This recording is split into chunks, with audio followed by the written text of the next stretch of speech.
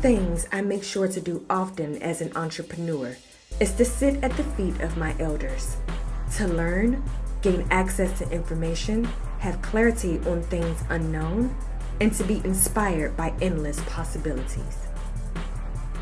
Since quitting and walking away from a toxic work environment, I have poured into myself, allowing room for growth, healing, and peace. It is imperative that I do not just live life, but I experience life as well. I no longer want to simply just exist.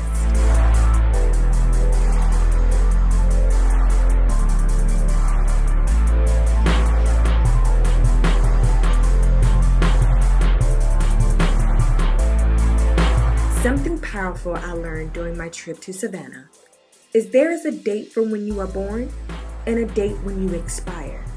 But in between that is a hyphen. So the question was asked, what am I doing with my hyphen? That space and that time between birth and departure. Am I walking in my purpose?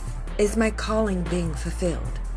With that in mind, I am excited to explore my new journey and to share what life is like where I control my time and my energy. It is my mission to make my hyphen count. Time for me to conquer the world so I can leave my imprint in the hearts and minds of many.